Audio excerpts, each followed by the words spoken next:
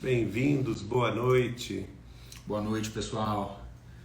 Boa noite, boa noite. Está no horário. O Eduardo foi o primeiro a entrar. E aí, querido? E aí, Burinho, querido? Galo, boa noite. Galo, CS, boa noite, querida. Boa noite, queridos. Ah, tudo bem, gente? Boa noite, família toda. Graças a Deus. Boa noite, boa noite. Vamos orar juntos para o culto do Evangelho de número 95, é isso? Ao Cícero também. 95, gente. Culto de número 95. Graças a Deus. Muitas semanas aí. Graças na presença de Jesus no culto do Evangelho no lar. Hoje você colocou tudo certinho. Que eu consegui tá ver bom. aqui. Ótimo. Hoje é o capítulo 17. Iniciando. Sede perfeitos. Então hoje iniciando mais um capítulo, graças a Deus. Bem fácil de achar. Início do capítulo 17. Quer dizer mais alguma coisa? Não. Vamos orar. Bom, pessoal, então para nós começarmos o culto, vamos à nossa oração, pedindo a Jesus para que Ele esteja conosco. E vamos pedir também a todos que nos pediram preces, orações durante a semana. É verdade. Os amigos queridos. Lembrando aí das nossas águas, é bom separar uma aguinha aí para fluidificar. Nós sempre recebemos aquilo de que nós precisamos. Nosso Deus, nosso Pai, de infinito amor, de infinita misericórdia, de infinita justiça. Inteligência suprema, causa primária de todas as coisas. Em nome de Jesus, o nosso divino amigo, nosso Senhor, Salvador e Redentor, o Príncipe da Paz, a luz do mundo, o pão da vida, Cordeiro Santo, Cordeiro de Deus, o amado das nossas almas, nós nos reunimos aqui nesta noite. Sempre, sempre, sempre, Jesus, rogando a Tua paz aqui em nosso meio, como o Senhor fez com os Teus apóstolos. Sempre, Mestre, implorando para que os nossos espíritos ainda tão duros e rebeldes sejam capazes de registrar a presença do Teu Santo Espírito. Jesus, mais uma vez aqui, antes de nós iniciarmos mais um capítulo do Santo Evangelho segundo o Espiritismo, nós queremos pedir, Mestre, para que o Senhor abra as nossas consciências para a realidade de que o acaso não existe. E em assim sendo, Jesus, ajuda-nos a compreender que nós todos que estamos aqui reunidos em Teu nome, estamos exatamente no lugar em que nós devemos estar. Ajuda-nos, Mestre, a compreender nesse sentido que as bênçãos que o Senhor nos oferece, nos oferta, são os talentos dos quais nós devemos dar conta. Ajuda-nos na compreensão de que as dificuldades da vida significam aquilo de precioso que vai nos ajudar a construir um futuro melhor espiritualmente, a fazer os nossos espíritos brilharem mais. Nós cremos, Jesus, que na compreensão do Evangelho, na compreensão dos Teus postulados, nós seremos capazes de compreender tudo isso. Então, por favor, Mestre, por misericórdia, toque nas nossas consciências e no nosso coração na noite de hoje.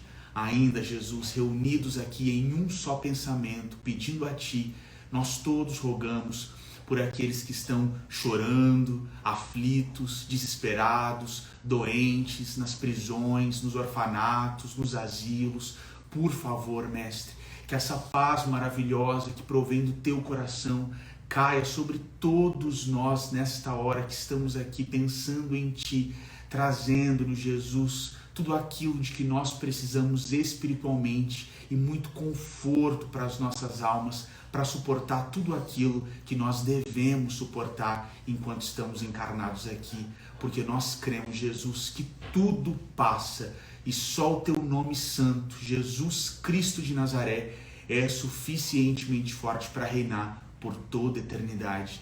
É assim, Jesus, crendo em Ti, querendo mais trabalho na seara cristã, com muita felicidade por nós estarmos aqui reunidos em Teu nome, que mais uma vez, Mestre, nós todos dizemos: Hosana a Deus nas alturas, bendito é aquele que vem em nome do Senhor. Nós chamamos muito, Jesus, Sê conosco, Mestre, aqui no nosso estudo do Evangelho e para todo sempre. Que assim seja. Assim seja, pessoal. Graças a Deus. Bom, hoje estamos começando o capítulo 17, Sede Perfeitos, que tem os seguintes itens: características da perfeição, o homem de bem, os bons espíritas, a parábola do semeador e depois as instruções dos espíritos com as mensagens, o dever, a virtude, os superiores e os inferiores, o homem no mundo e cuidai do corpo e do espírito. Hoje, portanto, vamos apenas nos focalizar no primeiro item, características da perfeição.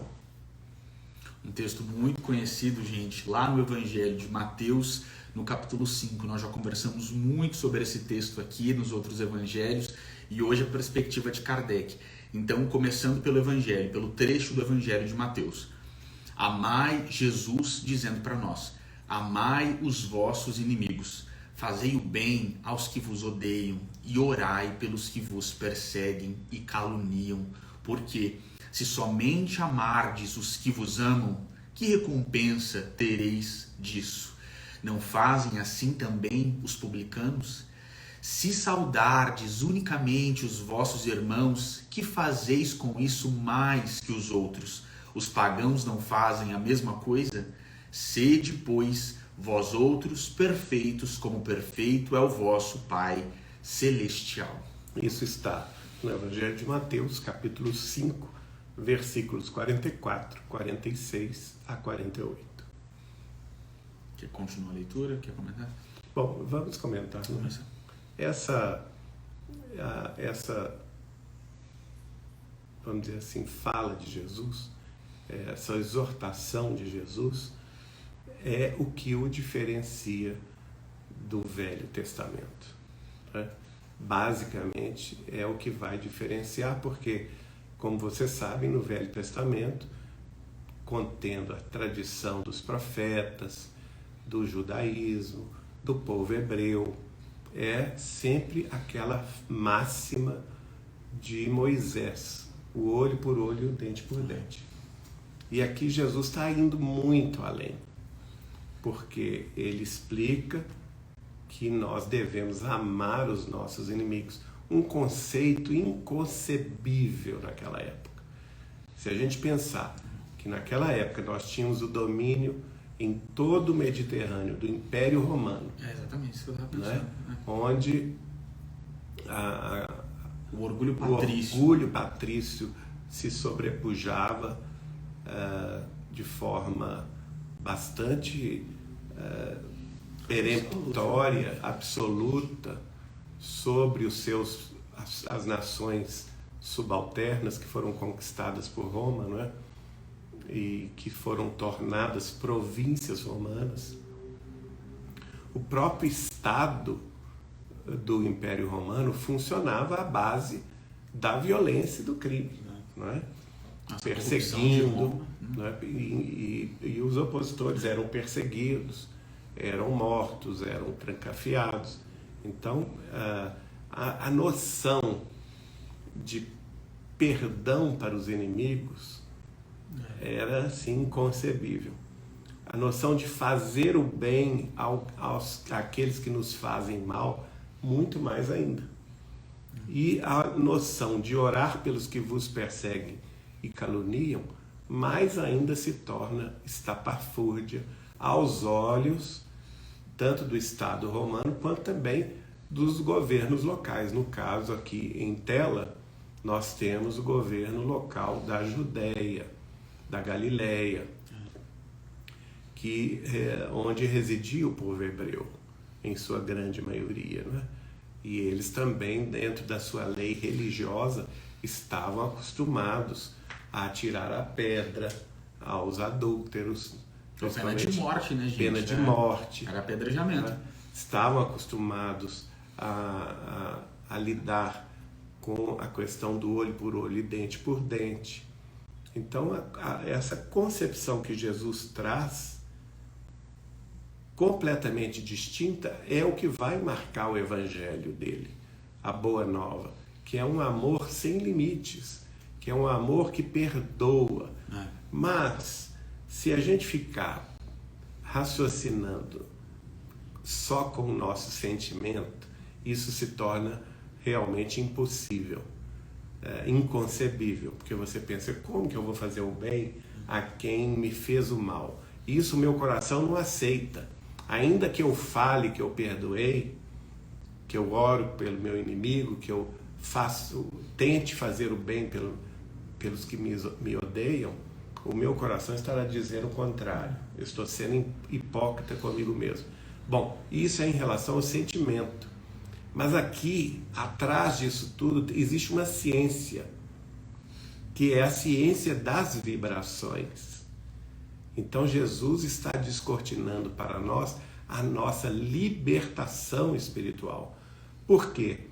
Porque o ódio, ele aprisiona dentro da mesma faixa vibratória aqueles que odeiam, aqueles que planejam a vingança, aqueles que planejam a desforra, aqueles que se sentem magoados e ofendidos e articulam devolver aos seus ofensores e agressores na mesma moeda.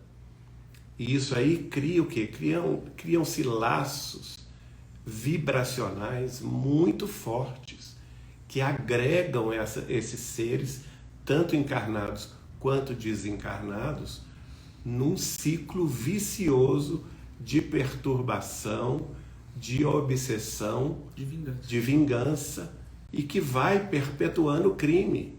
Porque se numa vida a pessoa agride a outra e a vítima não perdoa essa, numa próxima, aí no mundo espiritual continuam se digladiando mentalmente, numa próxima vida, aquele que foi a vítima pode ser aquele que vem numa situação mais proeminente do que o agressor, que lhe vem certamente subalterno, mas se ele tem o desejo de desforra e vingança, ele faz o mal, aproveita a posição superior, seja de pai, de mãe, de avô, ou até mesmo no campo social, uma posição superior, para humilhar aquele outro.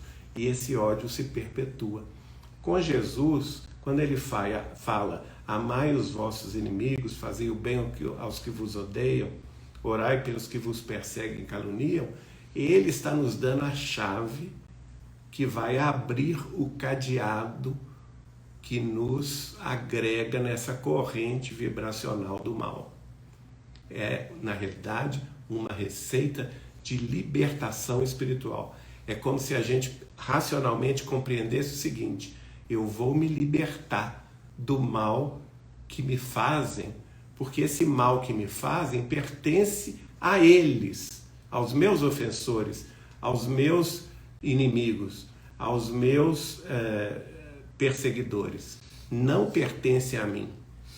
A mim cabe mostrar a outra face, que é a face do esquecimento, do perdão, de relevar o mal e até desculpar o mal que se nos fazem pelo simples raciocínio lógico apresentado pela doutrina dos espíritos, que toda causa, aliás, todo efeito tem uma causa. E para que eu tenha no futuro um efeito melhor para a minha vida, eu tenho que trabalhar hoje, não é, uma causa mais nobre. Então eu tenho que me libertar desses ciclos viciosos e fechados de ódio e perseguição, que geram bastas vezes obsessões tenebrosas, para seguir para a luz, seguir no caminho da superação de mim mesmo, galgando degrau a degrau a escada de Jacó, que é infinita, a escada da perfeição. Aliás, é por isso que o capítulo chama-se Sede Perfeitos. E para nós sermos perfeitos, como Deus espera de nós, e Jesus nos propõe essa receita, nós temos que nos libertar dessas cadeias do mal que nos aprisionam ao nosso passado vacilante. Pessoal, eu gostei muito que o Geraldinho terminou aqui esse comentário fazendo um destaque a essa palavra perfeição, porque o que chama muita atenção nessa fala do Cristo é ele usar essa palavra, perfeição. Então, sede perfeitos. E vejam como é difícil perdoar as ofensas, agir de uma forma diferente do ofensor, porque nesse momento do Evangelho, quando Jesus diz para todos nós darmos a outra face, ele diz, sede perfeitos. Vejam que essa é uma tarefa muito difícil. Agora, mas não impossível. Não impossível, absolutamente não impossível. Nada é impossível para aqueles que creem em Deus. Em nome de Deus, Lucas 1,37. É muito interessante a gente perceber que a explicação de Kardec sobre esse momento aqui que Jesus traz para nós, ela é muito lúcida, porque Kardec vai dizer conosco no livro Céu e Inferno, que é o quarto da codificação, que quando Kardec, nesse livro, ressignifica alguns termos usados pela religião tradicional, ele vai dizer para a gente que o arrependimento significa a conscientização das leis de Deus. Então, esse primeiro conceito, arrependimento, conscientização das leis de Deus. E que quando um ser humano se arrepende, ele tem o seu amor próprio aumentado. E isso tem tudo a ver com o que o Geraldinho falou, porque percebam, quando você conscientiza as leis de Deus, você entende que esse caminho do perdão faz bem para você mesmo. Exatamente. Então você aprende a se amar mais. Vejam como a lição de Kardec é perfeita, porque um ponto importantíssimo nessa libertação, sobre a qual o Geraldinho falou muito bem no início, é o amor próprio, gente. E quando a gente tem a lei do amor trazida por Jesus, nós precisamos admitir que aquele que não se ama se entrega ao materialismo. A vingança, ela pode ser imaterial, mas ela é materialista. Então todo aquele que decide pela vingança, ele não se ama, porque ele está decidindo pelo materialismo. Quem se ama vai querer se libertar das pessoas ruins da vida, como o Geraldinho falou. Então percebam como é lúcido e cristalino o raciocínio de Kardec quando ele ressignifica conosco, no quarto livro da codificação, a palavra arrependimento. Então quando a gente compreende melhor essas leis de Deus, todos os processos vibracionais nos quais todos nós estamos inseridos, nós passamos a aumentar o nosso amor próprio. E não tem como, gente, seguir nesse caminho do cristianismo se nós não nos amarmos. É muito importante. É por isso que Jesus vai dizer, ama o próximo como a ti mesmo. Vejam que o amor próprio ele está inserido. E quando a gente percebe aí, em vários casos, do micro ao macro, de uma pessoa com outra a nações, processos de uma vingança recíproca que nunca tem fim, sistemática. Então, fez numa vida, na outra pessoa que faz, na próxima vida, outra pessoa que faz. Então, sempre trocando posições de ofensa, sempre nesse sentimento de vingança. Aquele que se ama, obviamente, vai dizer, basta. Quem vai perdoar sou eu, porque eu não quero continuar nesse ciclo vicioso tão deletério para o meu próprio espírito. E um outro ponto importante que o Espiritismo vai descortinar para todos nós até conversamos sobre isso recentemente, está aqui no Instagram, um texto da Maria Dolores pela psicografia do nosso amado Chico Xavier, em que ela nos chama a uma reflexão sobre o ofensor. E ela diz pra gente, muitas vezes nós precisamos compreender pro nosso bem que aquele que ofende está com o coração sangrando. Então é o que aquela pessoa pode dar naquele momento, mas não tenha nada a ver com isso, porque você não está nessa posição.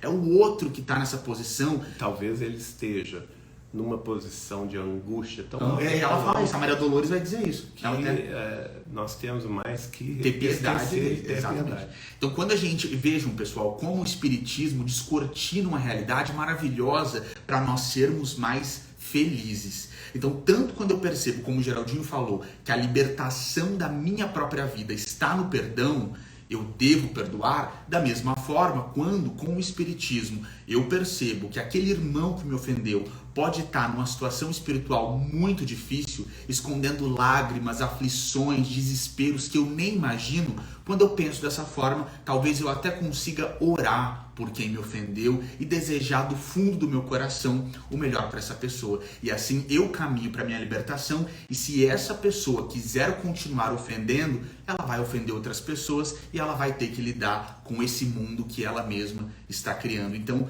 percebam que esse aspecto de perfeição sobre o qual Jesus fala, ele é muito bem explicado pelo Espiritismo, e todos nós só podemos agradecer. Vamos ver então o comentário de Allan Kardec a partir do item 2. Ele diz assim: visto que Deus possui a perfeição infinita em todas as coisas, esta máxima, sede perfeitos como perfeito é o vosso Pai Celestial, tomada ao pé da letra, pressuporia a possibilidade de atingir-se a perfeição absoluta. Se fosse dado à criatura ser tão perfeita quanto o Criador, ela se tornaria igual a este, o que é inadmissível.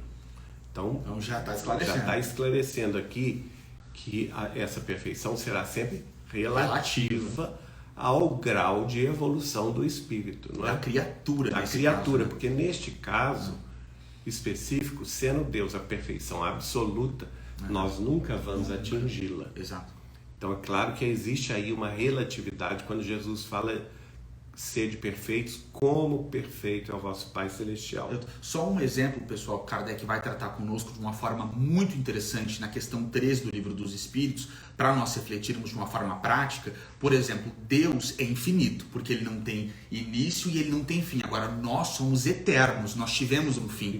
Nós tivemos um início e nós não teremos um fim. Então percebam que há postulados práticos da nossa diferença com o Criador. E à medida que a gente for ascendendo, a gente vai entender mais ainda. Né, atingimos a posição além da posição humana, a posição angélica, na qual Jesus vive hoje, não é?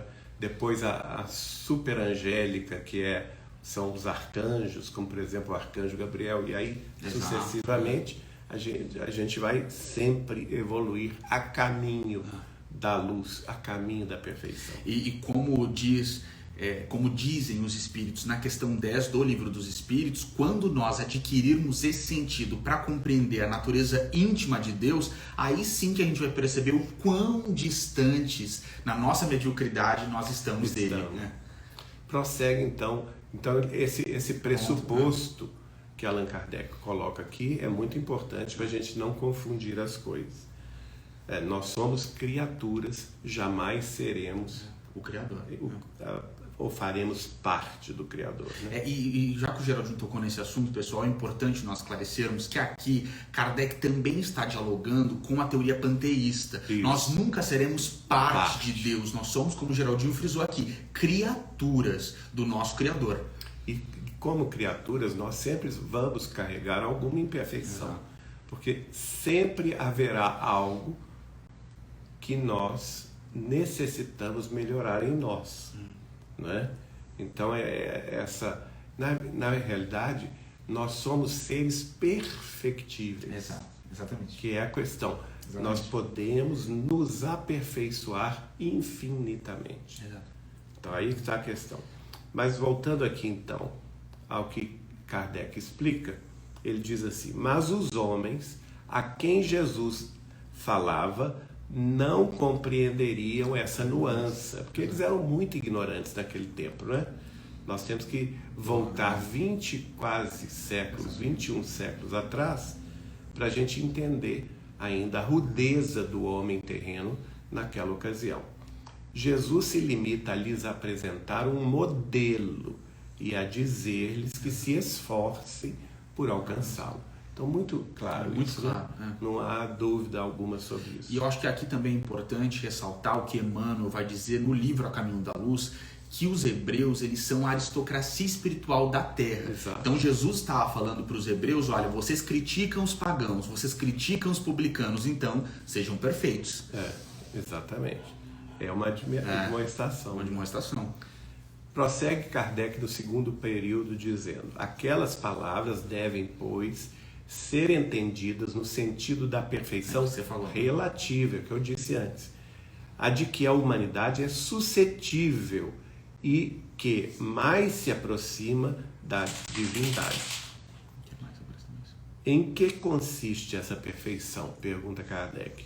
Jesus o diz em amarmos os nossos inimigos, em fazermos o bem aos que nos odeiam, em orarmos pelos que nos perseguem. Mostra desse modo que a essência da perfeição é a caridade, na sua mais ampla acepção, porque implica a prática de todas as outras virtudes. Então, aí nós temos o seguinte: nós somos seres perfectíveis, devemos sempre buscar a perfeição. Agora, para aferir o nosso grau de perfectibilidade, Jesus nos mostra isso aí. Eu acho excelente essa analogia. Por quê?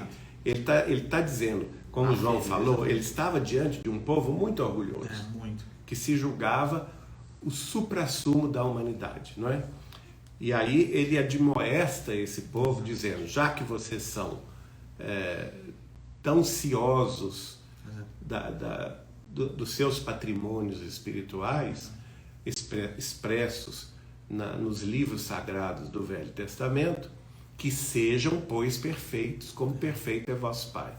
Não é? Então, aí Jesus faz, ao mesmo tempo, essa admoestação e propõe um objetivo imediato. Esse verbo que você usou, aferir, isso é excelente. Qual que é esse objetivo imediato? Como que a espiritualidade superior vai aferir o nosso grau de perfectibilidade? O dia que nós amarmos os nossos inimigos, veja bem, o dia que nós fizermos o bem, mesmo aqueles que nos odeiam, e o dia que nós orarmos por aqueles que nos perseguem e caluniam, nós teremos atingido a perfectibilidade relativa dentro da nossa humanidade. Então aí é sinal que a gente galgou um degrau da nossa escada evolutiva.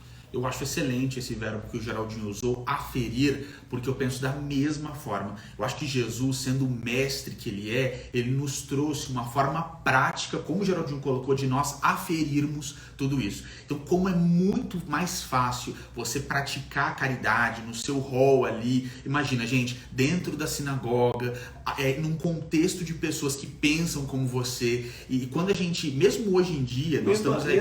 Qualquer outra caridade que você faça externamente. Já é mais... Exato. Você vai lá vamos dizer assim, num asilo, num orfanato. Mas vejo que já é mais difícil, sair é mais difícil. Mas você vai na Cracolândia, dar um copo d'água, dar uma quentinha, um doce, um brinquedo às crianças. Quer dizer, isso tudo é muito válido, isso tudo é caridade. Exato. Mas a maior caridade é a mais difícil.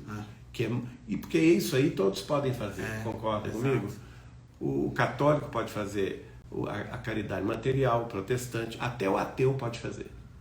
O espírita, o budista, todos podem fazer essa caridade.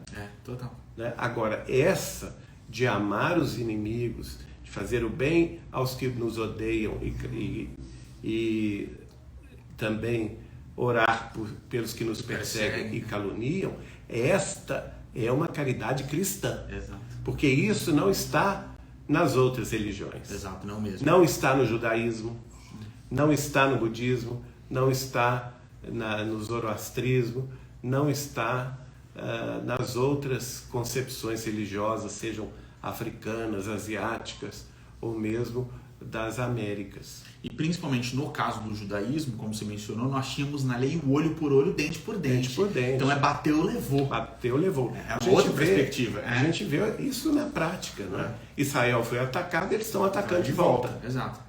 E vão perseguir todos aqueles que fizeram aquelas atrocidades em Israel. Isso está dentro da concepção do povo hebreu, né? E é interessante, como o Geraldinho falou, desse meio de aferir o nosso nível de perfeição, porque quando nós somos ofendidos, geralmente nós somos ofendidos no orgulho, na vaidade ou no egoísmo. Então é o ápice do materialismo que nós guardamos, que nós acariciamos dentro de nós, aquilo que nós valorizamos. Então quando alguém fala mal, caloria, exato.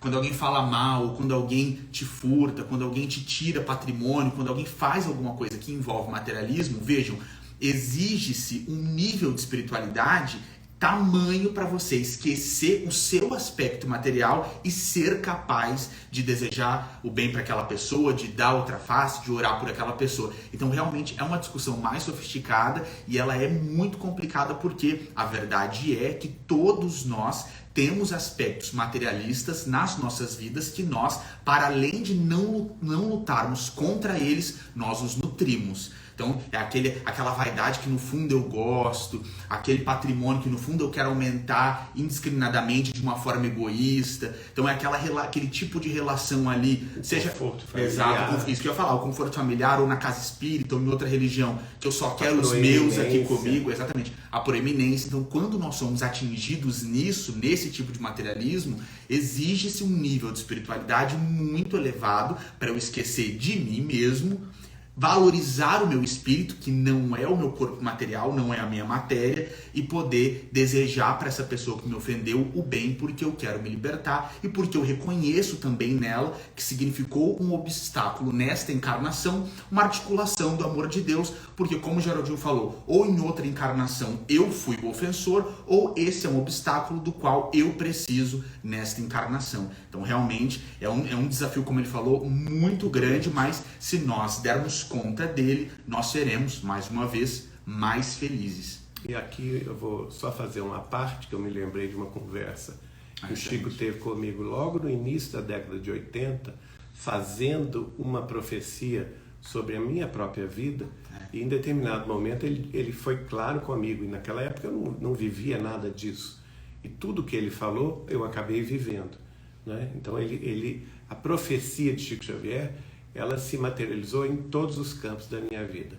Mas, em suma, ele me chama e fala assim comigo: Geraldinho, na minha vida eu sofri muita calúnia, muita perseguição, muita difamação, muita inveja dos dons espirituais e que são expressos na mediunidade, muita perseguição também do plano espiritual inferior contra os postulados de nossa amada doutrina, mas eu vou te dar uma receita, porque você será também muito testado. Você reencarnou com essa prova na sua vida, né, de ser caluniado, de ser difamado na família, na profissão e no meio espírita. Ele falou essas três coisas para mim: na família, na profissão e no meio espírita.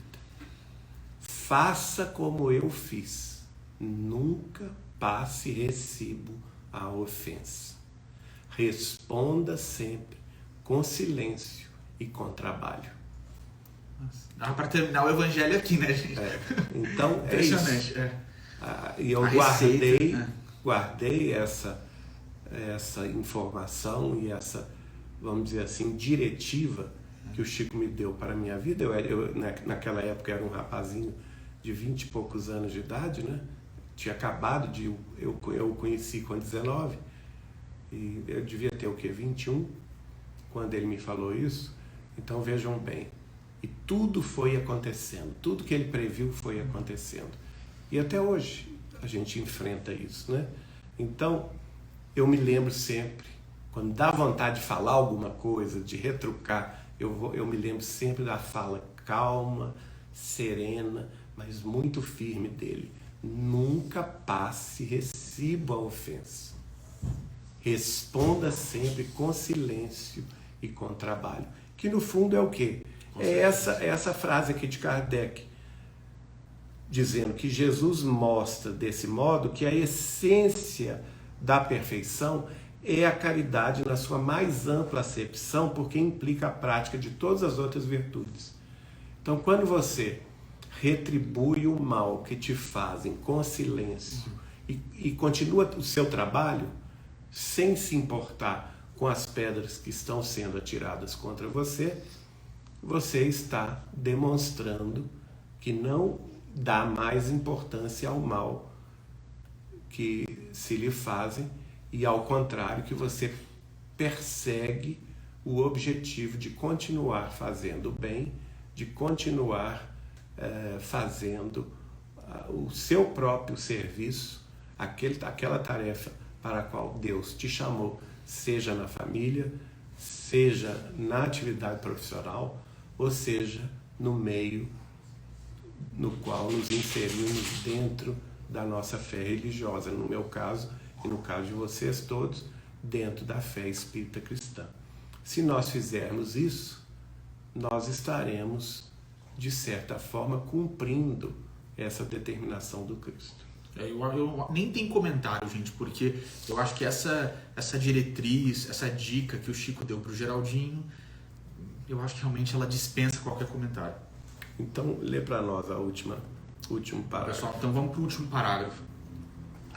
Com efeito, se observarmos os resultados de todos os vícios e, mesmo dos simples defeitos, reconheceremos não haver nenhum que não altere mais ou menos o sentimento da caridade, porque todos têm o seu princípio no egoísmo e no orgulho, que lhes são a negação, já que tudo que superexcita o sentimento da personalidade destrói, foi o que a gente estava falando, ou pelo menos enfraquece os elementos da verdadeira caridade, que são a benevolência, a indulgência, a abnegação e o devotamento. Não podendo o amor do próximo, levado até o amor dos inimigos, aliar-se a nenhum defeito contrário à caridade, aquele amor é, por isso mesmo, sempre indício de maior ou menor superioridade moral, donde resulta que o grau de perfeição está na razão direta da sua extensão. Foi por isso que Jesus, depois de ter dado a seus discípulos as regras da caridade, no que tem de mais sublime, lhes disse: sede perfeitos, como perfeito é vosso Pai Celestial. Olha aí a questão da aferição. Exato. É a aferição mesmo da nossa superioridade moral. Do grau, exatamente. Em menor ou maior grau, de acordo com essa diretiva de Jesus. E com a capacidade que nós temos de estender essa caridade.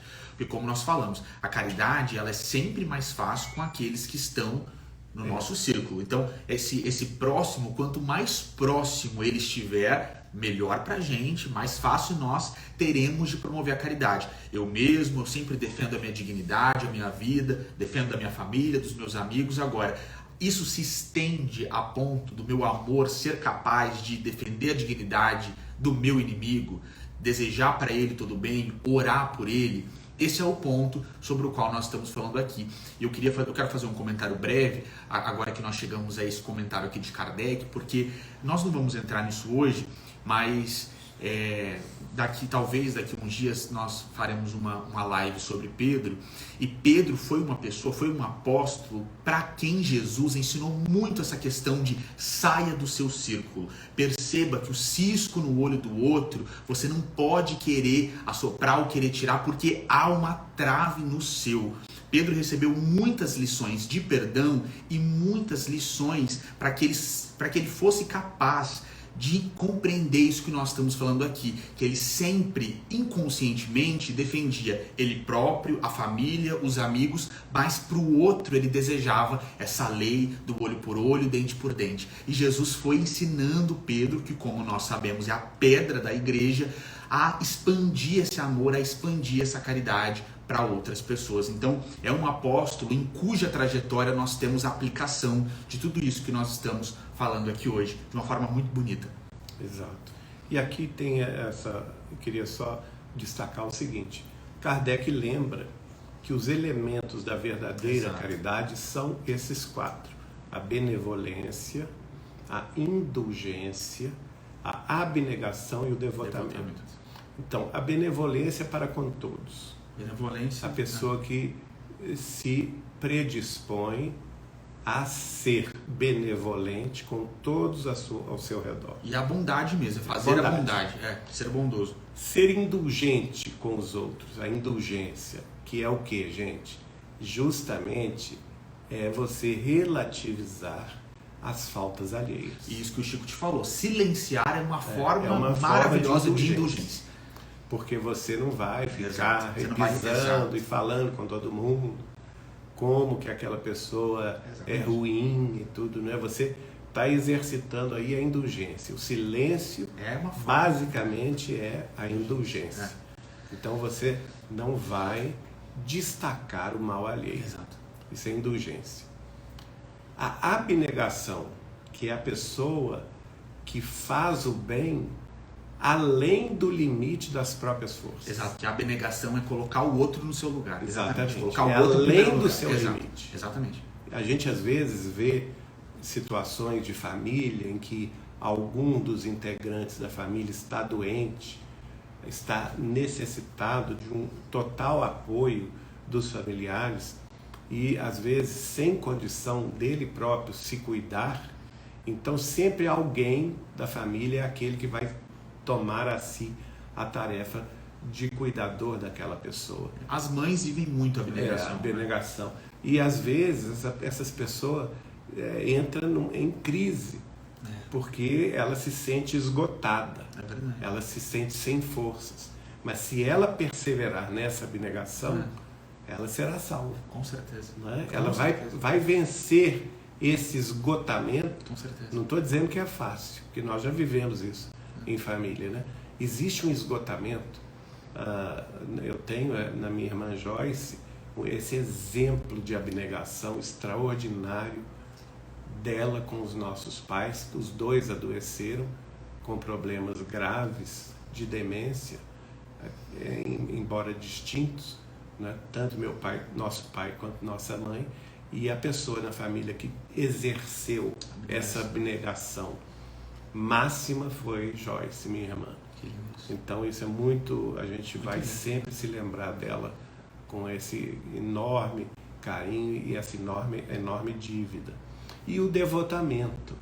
O devotamento é uma causa nobre.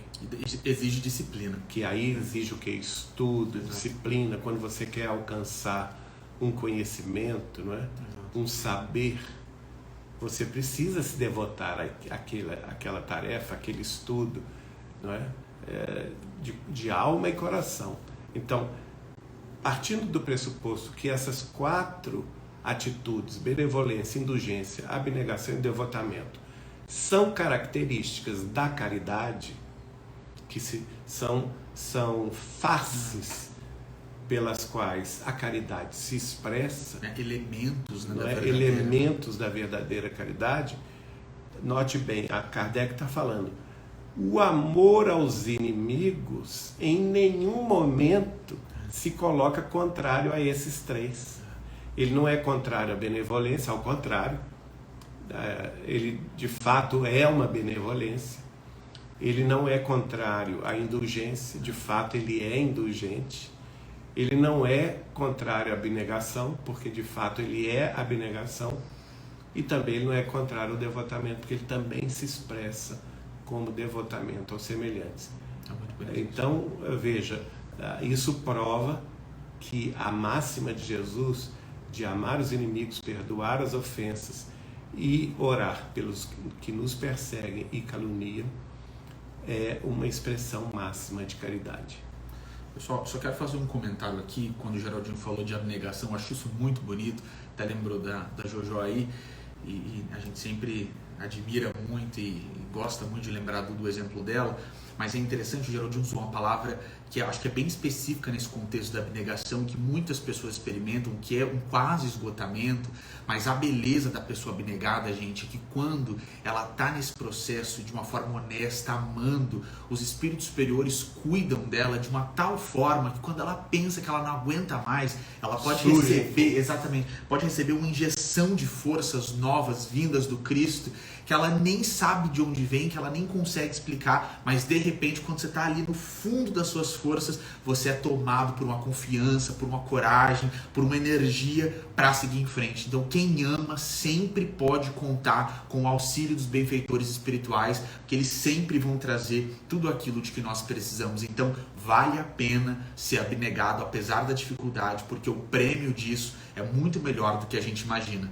E agora o João me fez lembrar da frase icônica de Chico Xavier, porque ele disse assim: quem sabe pode muito, Que lindo. Quem ama pode mais. Nossa, que lindo.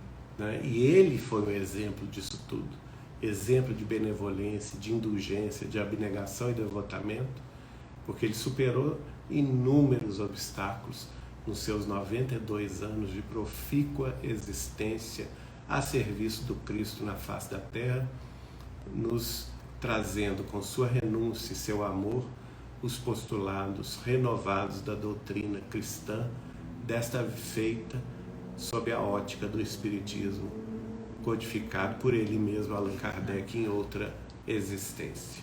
Nossa, muito lindo, gente. Acho que essa frase, quem sabe pode muito, quem ama pode mais, acho que ela é perfeita para finalizar. Então vamos agora agradecer a presença de todos vocês nos seus lares. É a frase final, né? Sede perfeitos como perfeito é o vosso Pai Celestial, que é o início. Então com essa vamos dizer assim, essa flâmula de amor, com essa bandeira mesmo, essa bandeira de amor, né?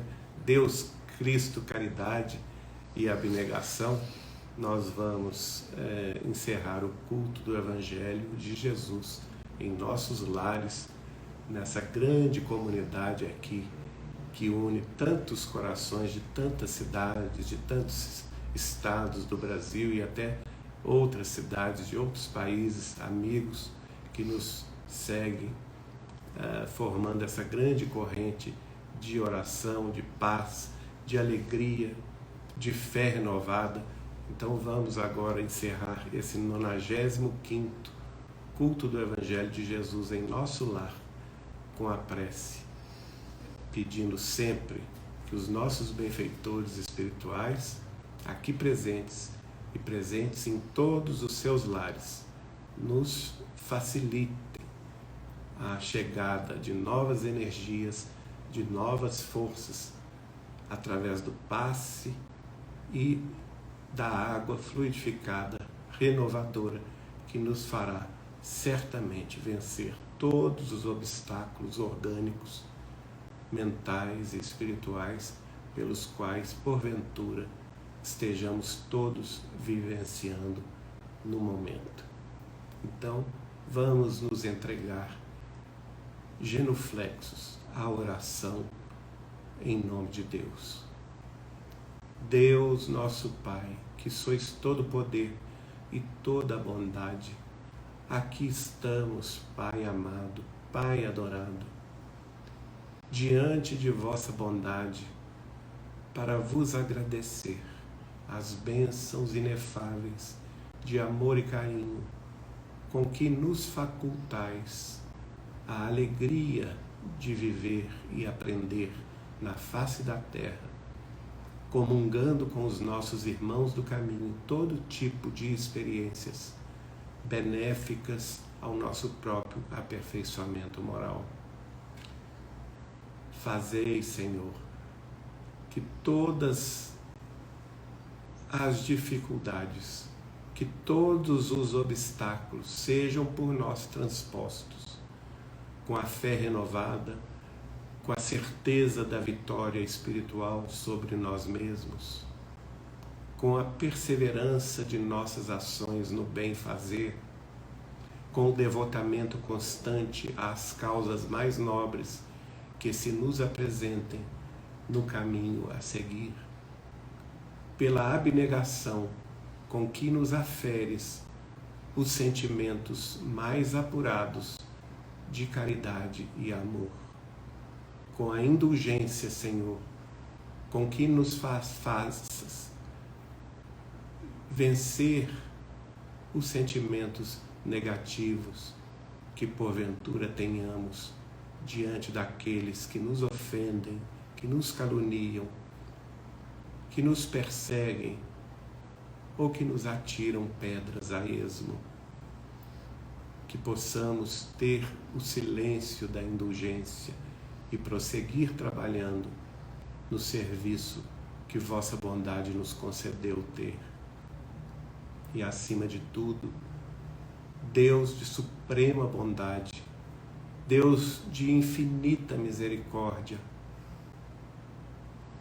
que os vossos mensageiros, a partir de vosso Filho, nosso Mestre e Senhor Jesus, possam nos fortalecer com coragem, com valor, com vontade firme, na certeza perene de que seremos sim vitoriosos sobre os escombros do eu, para que o egoísmo, o orgulho e a vaidade em nós sejam para sempre soterrados em favor do sentimento mais nobre de amor ao próximo, como o vosso Filho nos amou,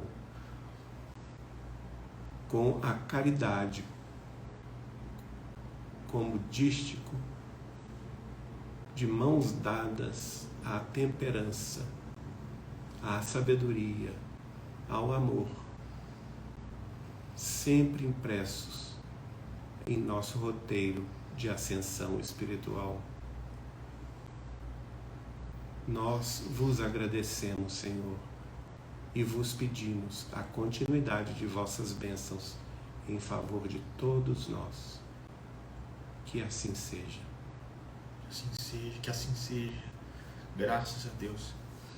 Bom, pessoal, então com essa prece linda do Geraldinho, emocionante, a gente finaliza aqui o nosso culto de número 95, sempre com o compromisso de estarmos aqui na quinta-feira que vem às 8h30, tá bom? Beijo. Tchau, pessoal. Até semana que vem.